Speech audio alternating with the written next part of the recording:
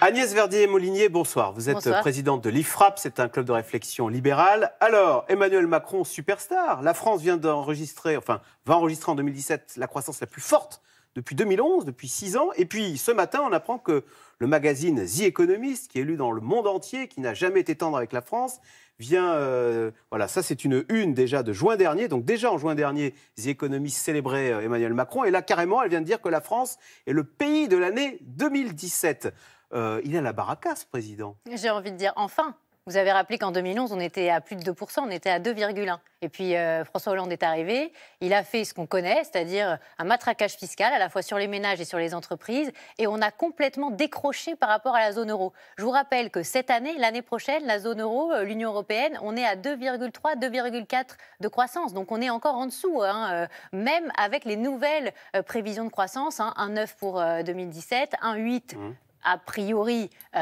Vous voulez dire que ça n'a rien d'extraordinaire, mais ça n'a rien d'extraordinaire, parce qu'on est plutôt encore en train d'essayer de rattraper nos challengers.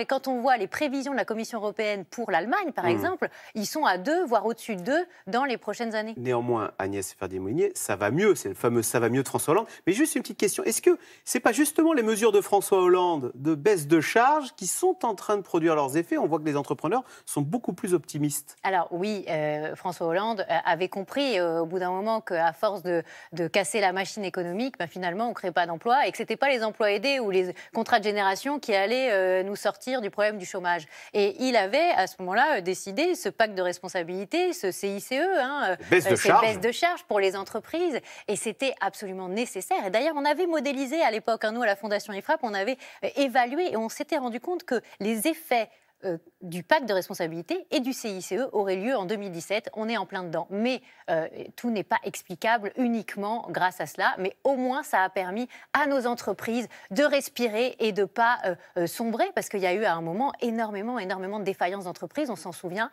Et le fait d'avoir baissé les charges, ça a quand même permis de ralentir ce flux de défaillances et de redonner un peu d'air à nos entreprises.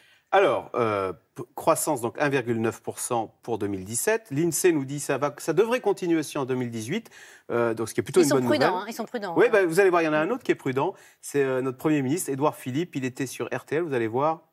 Prudence, on l'écoute. L'INSEE, comme souvent les économistes, arrive très bien à expliquer ce qui s'est passé. Pour ce qui va se passer, c'est souvent plus compliqué, parce que c'est évidemment très difficile. Donc j'entends et je me réjouis que les prévisions soient bonnes, mais je ne vais pas commenter des choses qui ne sont pas encore arrivées. Pourquoi c'est prudent? Alors vous avez vu, il est prudent. Alors il se trouve que vous, les réformes d'Emmanuel Macron, vous êtes en train de les évaluer, de les noter. Vous avez créé un macronomètre pour évaluer... On va publier une note. C'est une note sur 10. Et on va dire, l'effet dans l'économie, on la regarde à l'horizon 2022 pour chaque mesure. Par exemple, on a regardé le prélèvement forfaitaire unique sur les... La taxe de 30% pour tous les revenus. Voilà. Sur les revenus du capital. Et avant, vous êtes taxé à 65%. Et on a regardé ça avec l'IFI, qui est la taxe sur l'immobilier, qui remplace l'ISF. L'impôt sur la fortune immobilière. Et on a regardé l'effet dans l'économie. Et puis, on s'est rendu compte que grâce à ces deux mesures, donc la baisse de la fiscalité pour les plus riches, oui, mais surtout pour ceux qui investissent dans l'économie, qui font le choix de créer des emplois, etc., eh bien, ça permettait d'investir à l'horizon 2022 plus de 7 milliards d'euros. Et puis, on s'est rendu compte aussi, par exemple, que la baisse de l'impôt sur les sociétés, conjuguée avec la baisse des charges, la transformation du CICE en baisse des charges, à l'horizon de la fin du quinquennat, c'était 335 000 emplois créés. En revanche, on s'est rendu compte aussi que la taxe d'habitation et la CSG, ces deux mesures sur la fiscalité des ménages, eh bien, finalement, ça creusait encore la balance commerciale de presque 4 milliards d'euros à l'horizon 2022. Donc, ce macronomètre, c'est quoi? C'est un outil qui permet de dire, ces mesures-là, elles sont bonnes, celles-là, elles sont moins bonnes, de donner des notes, de faire aussi... Oui, mais enfin, il a tout juste la moyenne. Vous êtes beaucoup moins enthousiaste que The Economist. Vous lui avez mis comme note 5,7 sur 10. Donc, vous voyez tout juste la moyenne à Emmanuel Macron. Alors, on imagine qu'il peut mieux faire dans certaines matières. Alors, quelles sont ces matières où il pourrait mieux faire, où vous attendez des réformes?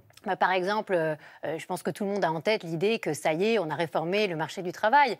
Eh bien, dans notre évaluation, on se rend compte qu'il y a à peine entre 17 000 et 52 000 emplois qui seront créés à la fin du quinquennat grâce à cette flexibilité du marché du travail, alors que ça devrait être beaucoup plus. Il faudrait encore plus de réguler, faire des contrats Oui, 0 mais par heure, exemple, comme en Angleterre. Vous savez, si les Anglais ils ont arrêté le libéralisme, c'est peut-être qu'ils en avaient assez de ce contrat 0 heure où on arrive, si on n'a pas de boulot, on rentre chez soi. Mais pas que, il y a des choses sur les seuils sociaux, par exemple. On n'a pas déverrouillé les seuils, on le sait très bien. On sait très bien qu'il y a beaucoup d'entreprises qui restent à 9 ou qui restent à 49. Enfin, on ne va pas rentrer dans les détails, mais ça bride énormément la croissance des entreprises en France. On sait aussi que sur la capitalisation au démarrage des entreprises, on peut faire beaucoup mieux. On peut baisser la fiscalité du capital pour les ménages, mais on peut aussi beaucoup mieux orienter les investissements de demain vers les TPE, PME dans nos territoires qui créent de l'emploi. On peut aussi se poser la question sur la dépense publique, parce que aujourd'hui, on est champion du monde des prélèvements obligatoires. Hein. On l'a vu, les derniers chiffres Eurostat. On est passé devant le Danemark. Voilà, 57% du PIB. Ouais.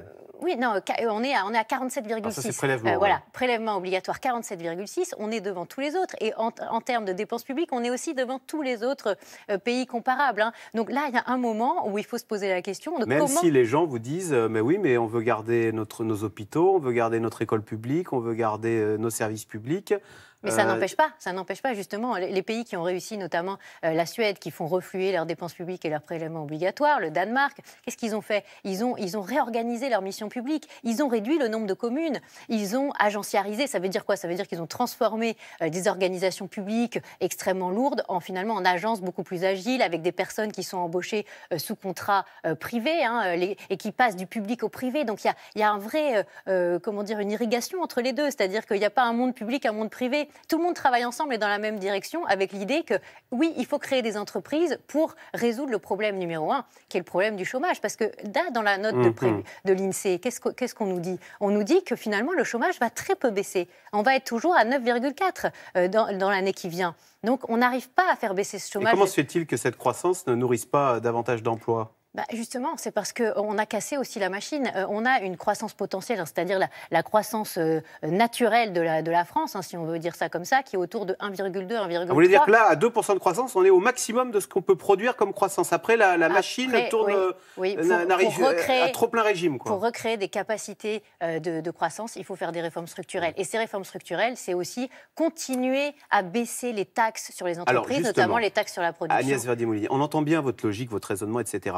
Néanmoins, est-ce que tout ça est acceptable ? Est-ce que baisser l'ISF, baisser la taxe sur le capital à 30%, et dans le même temps, c'est ce que dit l'INSEE, on augmente la CSG, on augmente des taxes sur le tabac, du coup, on augmente des taxes sur l'essence, il va y avoir 4,5 milliards de fiscalité en plus pour les ménages. Est-ce qu'on peut baisser l'impôt pour les plus riches, l'augmenter pour les plus modestes ? Est-ce que tout cela va creuser les inégalités, et au bout des inégalités, vous avez un rejet de toute cette politique ? C'est pour ça qu'il faut baisser les dépenses publiques. Et c'est pour ça qu'aujourd'hui, on n'a mis que 4 sur 10 aux réformes de Macron dans le macronomètre sur ce sujet de la dépense publique, parce qu'on nous dit qu'il va y avoir des économies sur les dépenses, et en fait, pour l'instant, il n'y en a pas. Il n'y a pas les baisses d'effectifs publics qu'on nous avait annoncées.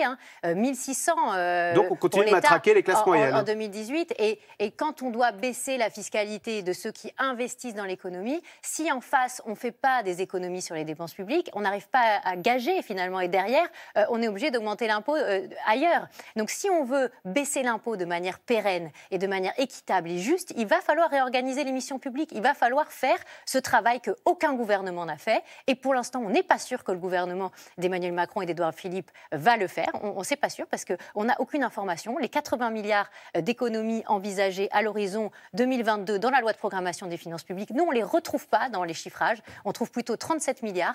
Et la documentation de ces économies, elle est très faible pour l'instant. Donc c'est sur ce sujet-là qu'il va falloir surveiller particulièrement si j'ai bien l'action compris. gouvernementale. Bonne note sur les baisses de charges, moins bonne note sur les baisses de la dépense publique. Voilà. Oui.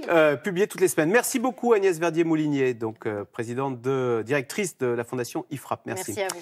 Vous restez avec nous tout de suite. Caroline Roux, c'est dans l'air. Est-on face à un tueur en série ? Nordal Lelandais, le principal suspect dans l'affaire de la petite Maëlys, vient d'être mis en examen dans une autre affaire, le meurtre d'un militaire retrouvé assassiné en Savoie.